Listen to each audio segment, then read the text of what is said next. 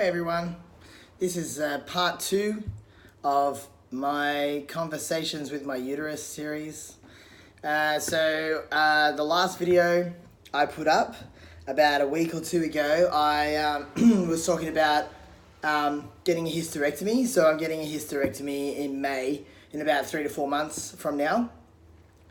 And I talked about why I was getting hysto. So 2 reasons I'm doing hysto. 1, preparing for phalloplasty in the years to come. 2, because I have experienced abdominal pain throughout my transition. And when I say pain, I mean like really intense, can't do this anymore pain. And because of that, I had to create a lot of different coping mechanisms to deal with the pain. And so I wanted to share with you guys my process around the abdominal pain that I experienced, because I did a lot of research and I talked to a lot of people and come up with a few theories, and I shared some of those theories with you guys last time about why I think the pain is there, what it's caused by. So like the atrophy of the uterus muscle, and as it's dying it's randomly contracting and we're getting these contraction pains. I didn't talk about endometriosis or PCOS or PCO, and because I believe that, but I know that people with endometriosis, it can become worse on hormone therapy, so with testosterone therapy, either because the androgens are higher or because those androgens convert to estrogens and they mess with the endometriosis cells and cause more inflammation. And so basically at the end of the day, I just realized that the pain is caused by a combination of inflammation and contractions of dying muscles. And so I, because I still have all my stuff, I needed to sort of figure out a way to deal with that. And I'm in the kind of health sector, in the natural therapy sector, and so naturally I went down that road first. And so I've got a few tricks up my sleeve, so I thought I'd share them with you. So the way that I broke down the inflammation and the pain that I was feeling and sort of experimented on myself what would work, I looked at why I got it, when I got it, what kind of situation was I in, and I found that some of the main triggers for me were inflammatory foods. So inflammatory foods, we know that some of the most inflammatory foods are gluten from wheat and rye, barley, oats. So when we ingest gluten, it causes inflammation. It causes inflammation in the gut, and oftentimes this inflammation will go into the blood and deposit in joints or anywhere like that. Most of the time, the inflammation is attracted to areas that already have high blood flow, and so the uterus and the ovaries and all that, they kind of have a lot going on down there, especially in transition. So it kind of didn't surprise me that those kinds of inflammatory foods would affect the pain.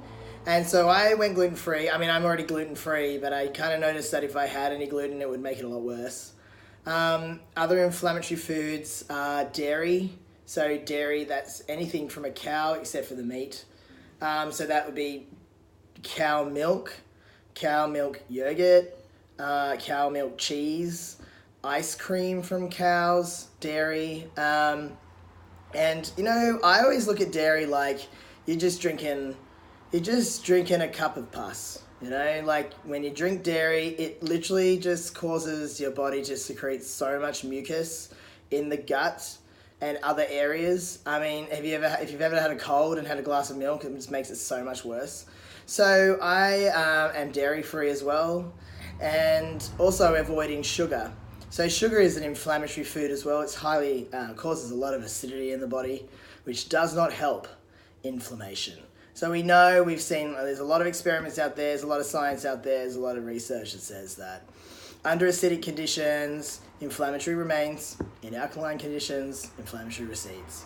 And so I just thought, okay, well, I'm going to try all this stuff And I felt a ton better in general when I avoided inflammatory foods. And I did notice that if I had some refined sugar, so I mean, fruit doesn't affect me at all, but when I had some refined sugar, I would have more underlying pain, and I would have more, the duration between attacks was shorter. So I was more likely to get an attack, basically, if I didn't kind of avoid these foods. I just noticed that it was a longer time between getting attacks of the abdominal pain. So that was really cool. The other thing I noticed was stress levels. So I'm not talking like busy at work and stressed because I'm running late levels. I'm talking like emotionally stressed. So distress. So times in my life where I would be freaking out about something, or there'd be a lot of pressure on me to perform something or to make something happen. Like when I was saving money for my wedding, during the Yes campaign for marriage equality. I mean, those kinds of things, I was under a lot of emotional stress, and I felt that really brought on the pain. It brought on the attack. Stress is a trigger for me. So any kind of emotional stress, I found that really affected me. And they were the main things. And so I went off. I really watched my diet, and I found that really helped. And I got a lot of body work done for stress. I got a lot of body work done for the uterus pain, and that really helped. Releasing emotional stress out of my body. And the other thing I did was I got into supplements. And so I found some supplements that really helped me decrease the duration of the attacks, decrease the intensity of the pain during the attacks, and also increase like the time between attacks. So I'm going to share those with you now. The first one that I found was this one. If you can read that, that's Palmetto Plus, but the main ingredient is saw palmetto, which is a herb. Saw palmetto is a herb, and saw palmetto has been shown to stop testosterone from converting into DHT fast. So it slows that conversion down. And we know DHT is awesome, but it also does sort of increase the side effects of testosterone that we don't really like that much, like balding and hot flushes and just being hot and aggro and things like that. So I found that helped a lot. The other thing I took was this guy. So this is some delicious orangey, dark, yellowy, intense fluid. This is turmeric. It's a spice. And turmeric has been shown to decrease inflammation in arthritis and other chronic pain syndromes. And this really helped me. This is a game changer. This is awesome. But this one you don't want to take the liquid. The liquid is so gross. It's just so hard to take the right amount because it's so strong. So I would get a capsule or a tablet of that. The optimal dose for turmeric for inflammation is 1 gram to 1.5 grams, which is 1,000 milligrams to 1,500 milligrams. And a really great place to buy supplements is iherb.com. So that's iherb.com.au if you're in Australia. And get yourself some capsule turmeric. And often they do turmeric with like other ingredients, or they call it curcumone turmeric or curcumone, whatever. You can get that, and it's really good. The Palmetto, this Palmetto Plus, this particular supplement has 3 grams of Palmetto in it. So if you can get something near that, that'd be good. Palmetto, 3 grams is a good dose by the looks of it. The other thing I use when I actually am in an attack and it's freaking me out, I'm in a lot of pain, I use arnica. So I take arnica. Sometimes I take a rescue remedy as well, like Back Flowers rescue remedy is really good at the time, because that pain is so stressful, and obviously that works in a loop. So the more stressed and freaked out I'm getting, the worse the pain gets, or more frequent the contractions come. And the other thing I like to use just in general is N-acetylcysteine. You see that? Yeah, N-acetylcysteine, so NAC. And this is an antioxidant, a very good supplement, a very strong antioxidant, and it works globally in the body, so it goes everywhere. and it's extremely good for breaking down inflammation, breaking it down. So once it's formed, it breaks it down. It dries out mucus. It's really powerful stuff. It's a super healer. It fixes DNA, and it helps you detox shit out of your liver. It's really, really good stuff. Really reduces a lot of symptoms that I've had in the past. And that's a 500 milligram. So this is a powder that I've got. You can get tablets. You can get some pretty good tablets online at iHerb as well. And the recommended dose for that would be 500 milligrams. Okay, so that's what I would use.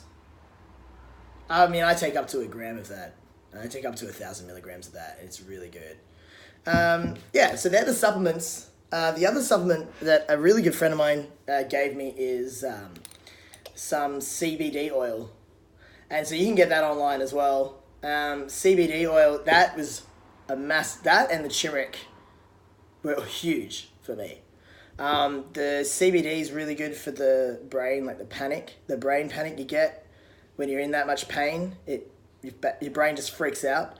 And so that really helped with that, and that really helped lower the intensity and the duration while I was in it. But I found taking this daily really helped to it's a preventative. Yeah. So they're the main supplements that I found really helped me. My friend who's a yogi, who's a really great yogi, she showed me a pose. She's like, when you're in the pain, you do this pose and it helps the body move the pain out so it doesn't get stored and contained and worse, so it moves out. So I'm going to show you that because it really helped me. So basically, if you're in your bed, if you lie down in your bed, get a pillow, put it under your back, like this, lie over the top of it, like this, put your feet together here, okay, put your feet together and let your knees just flop out. I usually put a hot pack on, heat it up, and just try and ride the waves in this position. She said you can put a pillow under each knee if it's hurting your hips. You put a pillow under each knee, which helps. And if you're really flexible, an even better position, which I can't do, but I'll show you the setup, is if you get into this position with the pillow and lie down with your knees like that. And that's an even better position for the pain. Okay. Ugh. So anyway, they're just little tips and tricks that I found that really helped me. So I hope that helps you.